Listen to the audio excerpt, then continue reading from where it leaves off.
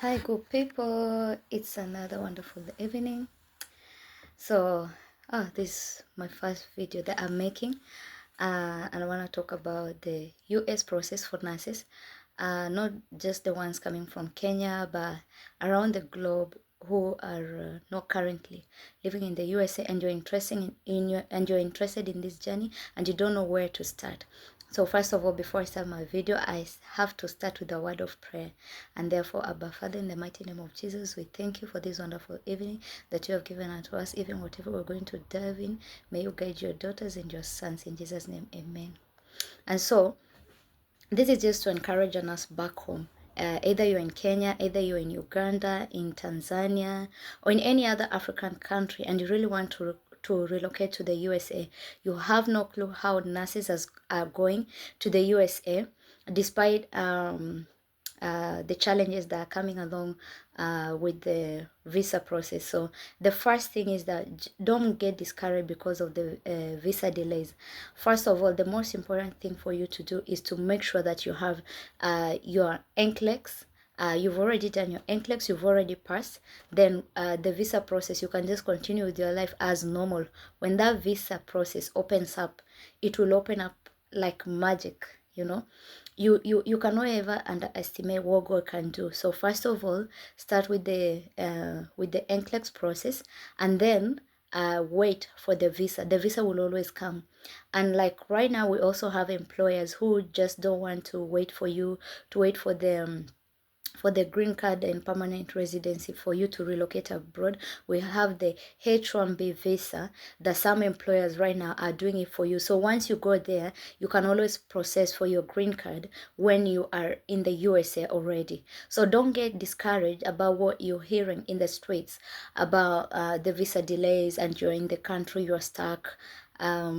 So for instance, in Kenya, when I was looking at the updates and then I see the rest of the world, obviously my country is a part of the rest of the world. So don't get discouraged. That's one thing I want to tell you. And so when you're doing this NCLEX process, there are two ways that you can do it. You can sponsor yourself to do all the paperwork for yourself, starting from registering with CGFNS, with the Board of Nursing in the USA, and doing your IELTS exam, going for your exam. We thank God because Kenya now has a center in Nairobi, and you can always take advantage of this new opportunity that has come up. So opportunities come once in a lifetime. So before, like before around 2020, before 2022, thereabout, the UK really took nurses, and then right now it's very hard for nurses to relocate to the UK. Most of them, they'll be telling you, can I get a job because my IELTS is about to expire,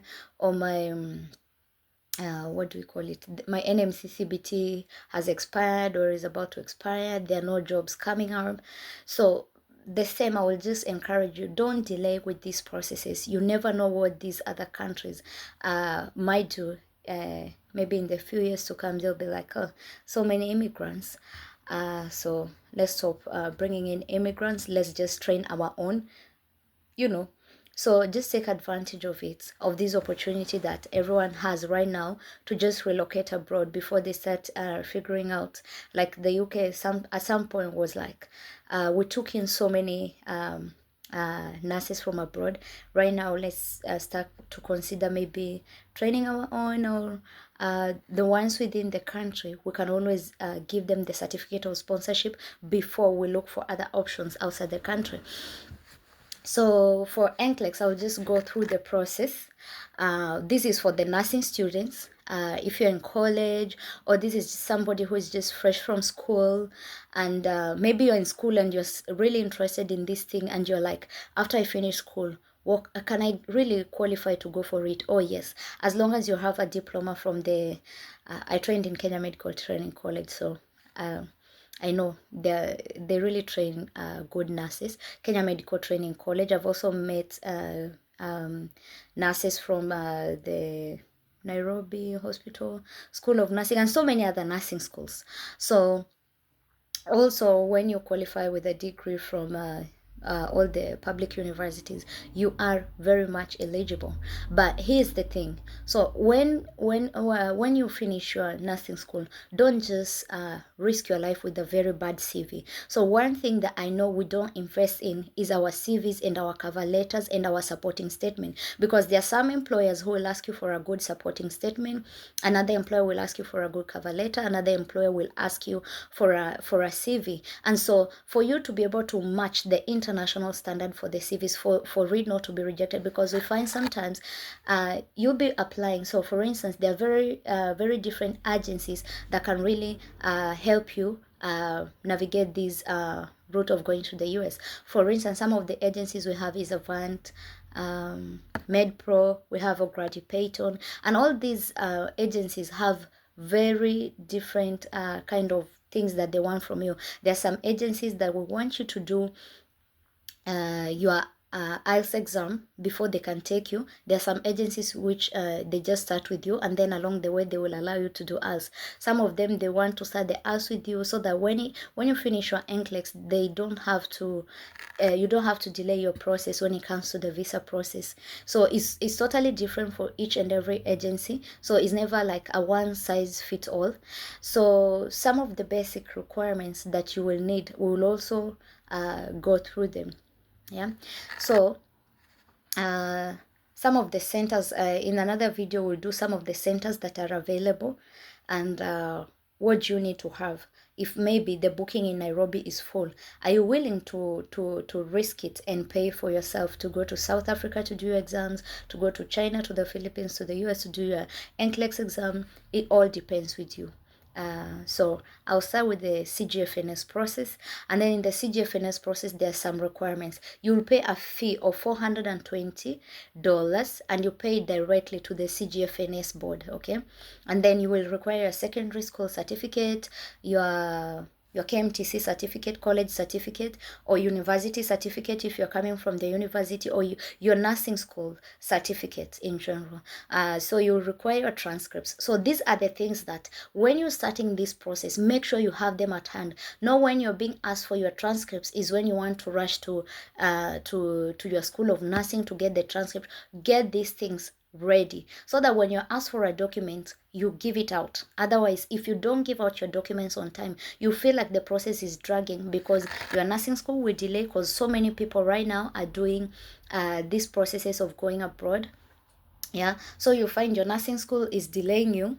If you're coming from a country where corruption, bribing is involved here and there, you wouldn't want to do that. You want something that is straightforward. There are some people who are believers, and they're like, I can't bribe for me to be able to get this transcript. I can't, bribe this board of nursing for them to be able to process this stuff for me. So the other thing that you will need is your nursing council registration certificates. The nursing council, for instance, if you're in Kenya, from Nigeria, I don't know whether they really resolved their issue, because some of the nurses who I met earlier on, they were having an issue with the like Nigerian Board of Nursing, not really processing their paperwork for them to go and work abroad. So these are some of the challenges that I would really want you to escape in future. So for instance, right now, maybe you're coming from a country like Kenya, and then the Kenya government then realizes, oh, we're losing our nurses, all of them are going abroad. And then the Nursing Council of Kenya decides to say, you know what, we're stopping this process because we've lost maybe like 10,000 nurses to foreign countries, so we're stopping this process. So I'm not just trying to scare you, I'm just trying to like help you work out, like, what if I delay in this process? Because like for the Nigerian Board of Nursing, at some point they caused some delays, so I'm really not sure if they're up and running right now. So the other thing that you will need for the Nursing Council registration certificate and a valid practicing license, the verification fees at the Nursing Council of Kenya is like 12,000 Kenyan shillings, and then the KMTC 5,000, and also it varies with the nursing school, whichever the transcript. I don't know how much each and every nursing school charges, but you can always find out the prices in advance. So all this is money. So I'm just discussing about this process together with the money involved. So maybe at some point, because of the dollar dollar, Kenyan shilling, exchange rates and all that is not like a fixed amount. So this is just approximately what you needed to pay if you are doing a self-sponsored kind of program. So some of the things the agencies will help you deal with them, but not everything. So most of the things you'll always have to go back to your pocket and chip in.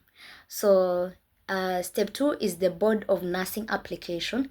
So the application process depends on the state board of nursing that you choose during your CGFNS, or you can use the Joseph and Sinley board to be able to register. So apart from CGFNS, we also have the Joseph and Sinley. And then different boards of nursing have varied requirements. Choose the board of nursing that has the least requirements. This is just one thing that I will encourage you. So for example, Texas Board of Nursing has the least requirements, and Montana Board of Nursing, it has the least requirements. But with the Texas Board of Nursing, there's a small exam that you'll be able to do. It's called the jurisprudence exam. It's not a hard exam. I know most people fear exams, but one thing I will encourage you, as long as you're determined to just bring out yourself from the shackles of poverty, shackles of, like living a life of hand to mouth, be ready to do this. So don't fear the exams. It's doable. If your colleagues can do it and live, and it changes the quality of life. So moving abroad is not like you're going to make it like in a fortnight. You're going to start living the big life out there in a moment. No, that's not the case. But within time, you'll just realize that your quality of life has changed. Okay. So I'm not just encouraging you to move abroad thinking that you'll just make $10 million within a night. That's a lie. You'll have to work hard. So first of all, even when you're back home, just make sure you're joining mentorship programs that are going to help you with mind shifter. Because most of the times, why even most people do not even change their life, and they feel like, oh, I'm just in the same cycle. I'm still living hand to mouth. Although I'm abroad, I'm just living hand to mouth.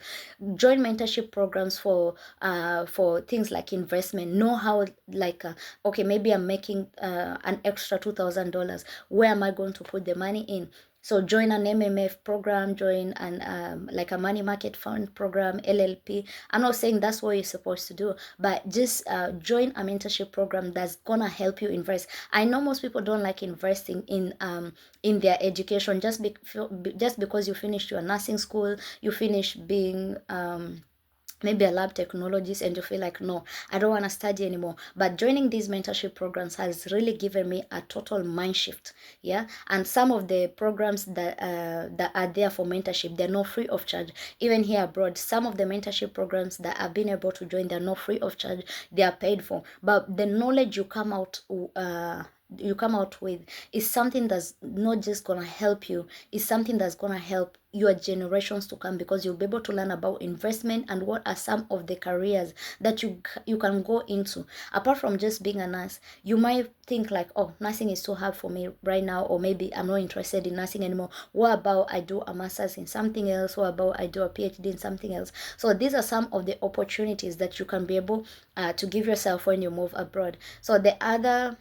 So sorry, I just diverted a little bit. So I was at the board of nursing, and then I finished with Texas and Montana. And then another thing is background check. Once the board of nursing receives your application, you'll be required to do a background check by completing the fingerprint cards and mailing them to the appropriate address. Background check fee ranges from maybe $38 to $45. So there are some board of nursing that will be able to send you the fingerprint cards, but if you're not able to get the fingerprint cards, you can always buy from Amazon.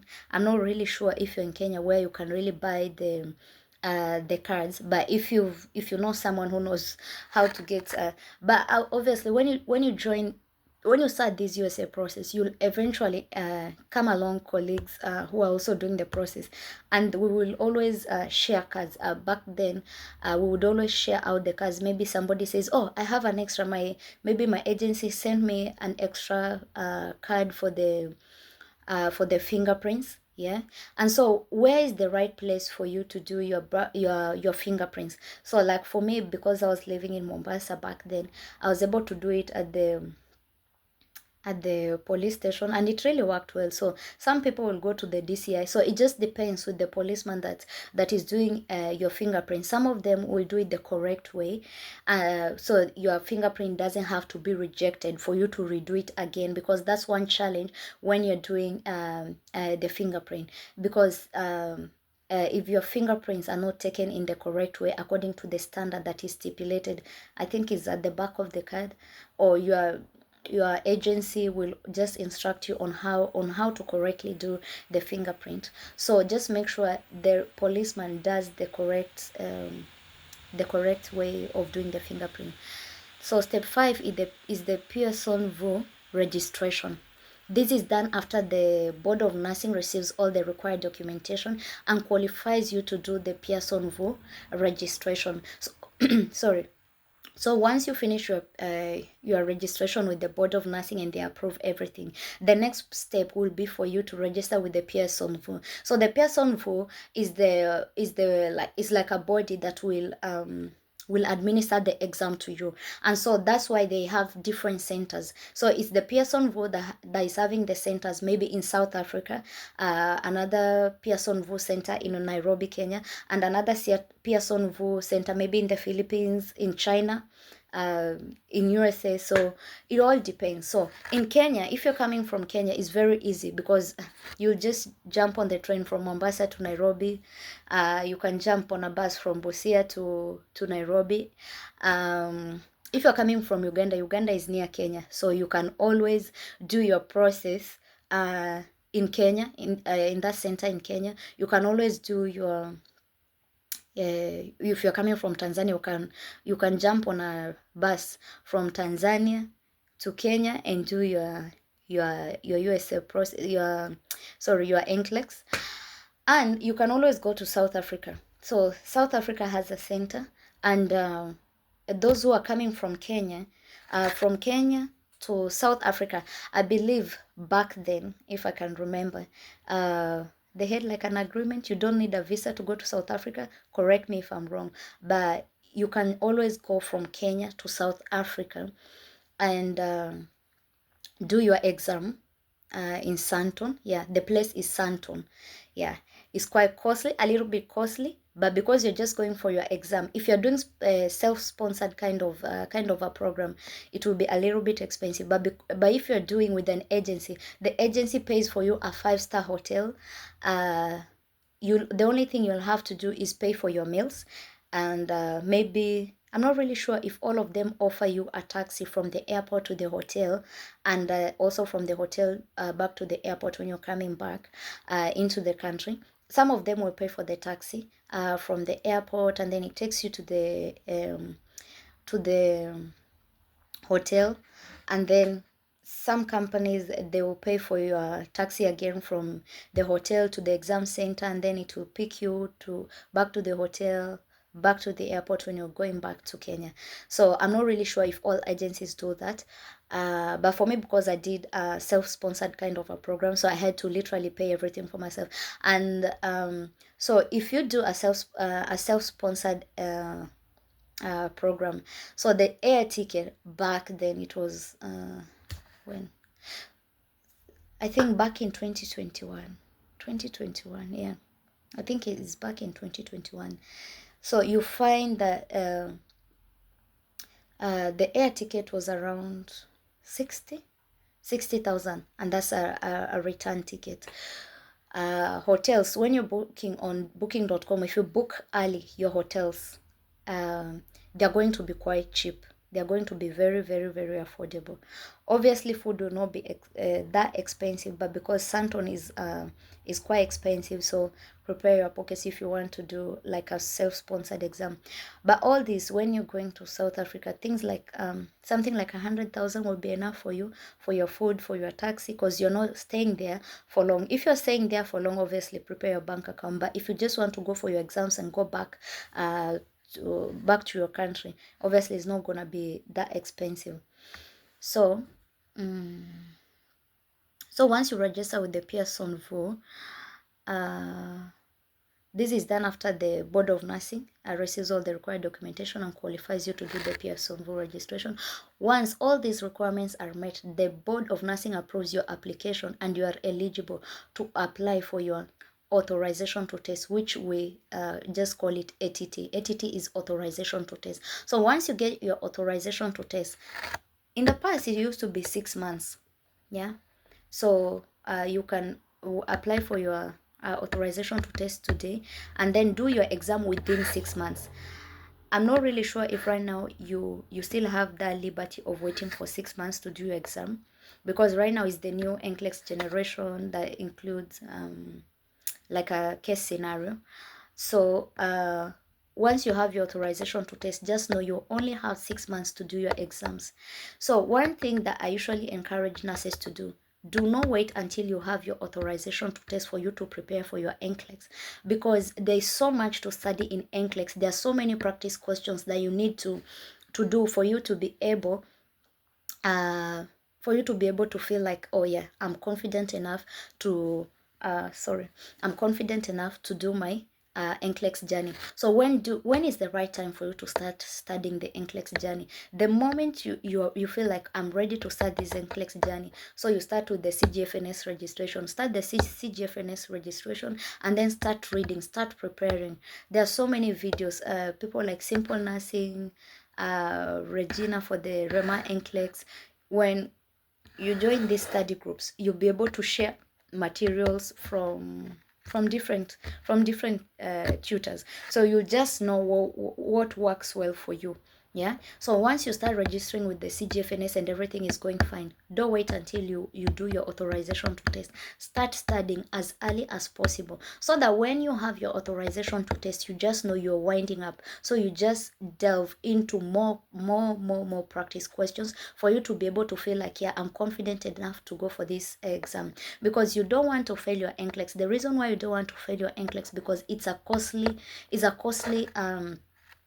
program, yeah, especially if you're digging in from your pockets to be able to pay for the process. Just know it's going to be very costly, yeah. But if the board of nurse, if the agencies are going to help you pay for all this stuff, yeah, it's not gonna be expensive. But after you fail your NCLEX, some of them will say, we're not sponsoring you back to do your NCLEX. So do your NCLEX, and then after you're done doing your NCLEX, then we'll proceed with you. Where do you get all this money to repeat the NCLEX exam?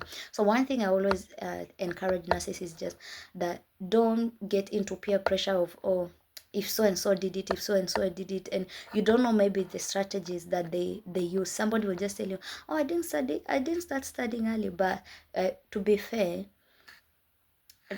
don't just pick any pieces of advice left, right, and center about your studies. You know very well, if you grasp context or things easily, you're good to go. But you know very well that you have problem with your studies. Start this process as early as you can, so that you also make sure that you maximize on the practice questions, because for NCLEX, whether you read from January to December, you will never ever feel like you're ready, because you're only studying and you feel like the content is hard. But the more you study, you only study maybe for like 3 months, and that is if you're serious with your destiny and your future, yeah. And then after that, you're able to do your practice questions. So do more practice questions. So it's the practice that will make the difference. It's not just the studying. You study while you practice until you make sure that, oh yeah, I've done these questions over and over and over. You're getting good scores before you go for your NCLEX.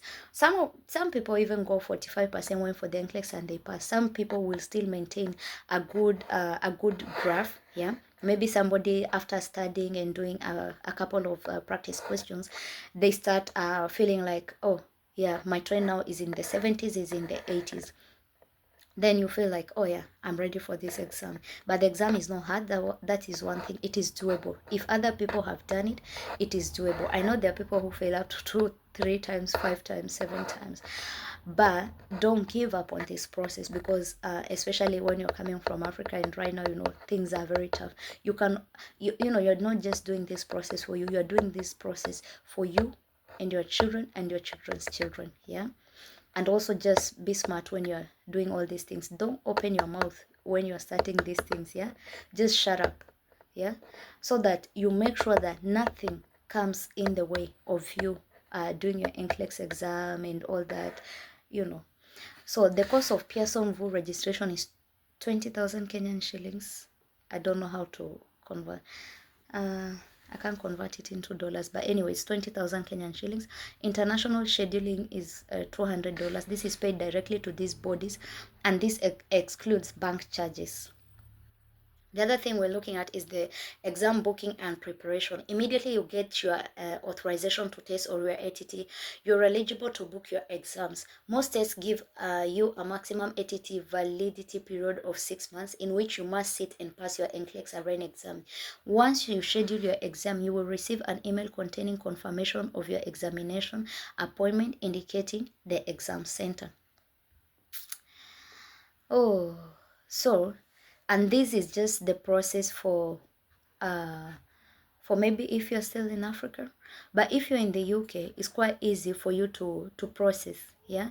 So, because obviously there's an exam center, um, in UK.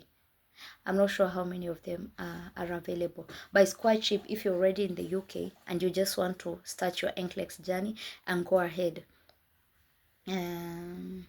So there's a center in London, I think so.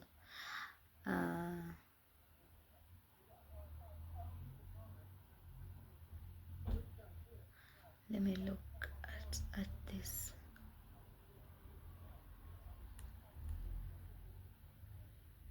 So after you finish everything, you've passed your NCLEX, the next step will be you will start your visa process and all that. Along the visa process, there are a couple of things that you will be needed to do, including visa screening is after meeting the US IELTS band requirements. So for the US IELTS band requirements, it will be a 7.0 in speaking.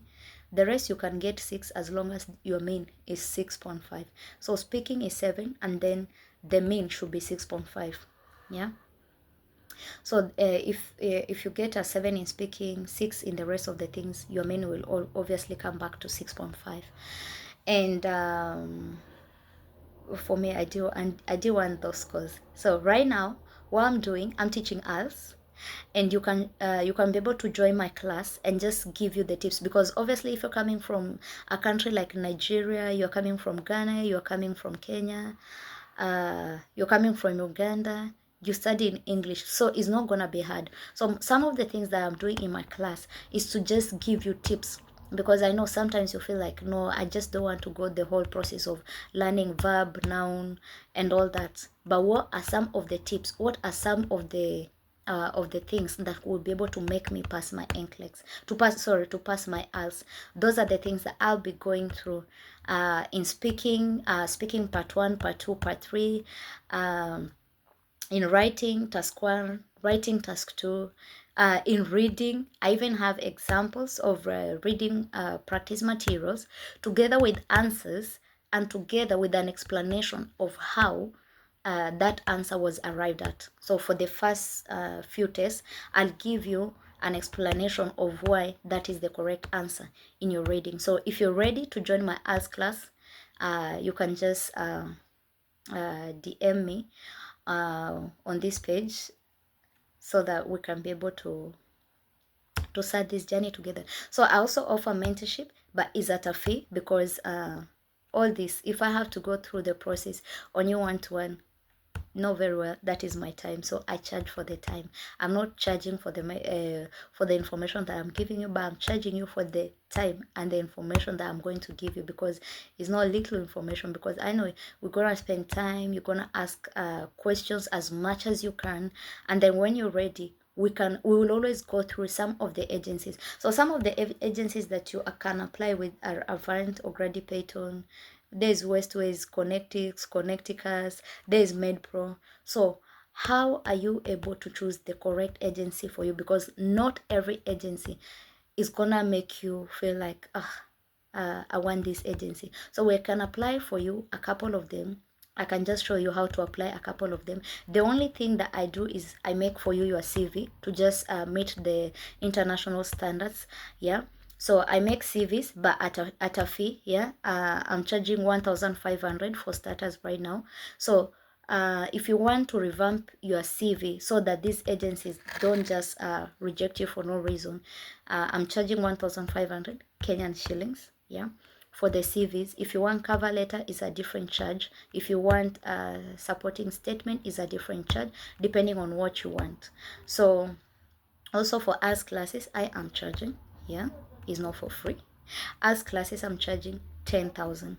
Yeah, but there are some people who have done their AS and they have failed. If you're doing your AS computer based and you're allowed to maybe repeat, just maybe you're speaking or you're reading or you're writing and you find a problem with your writing or your reading, I'm also able to offer those classes, the particular individual part that you failed. Yeah, so any other questions, hit me up on the inbox. Comment, like, and share.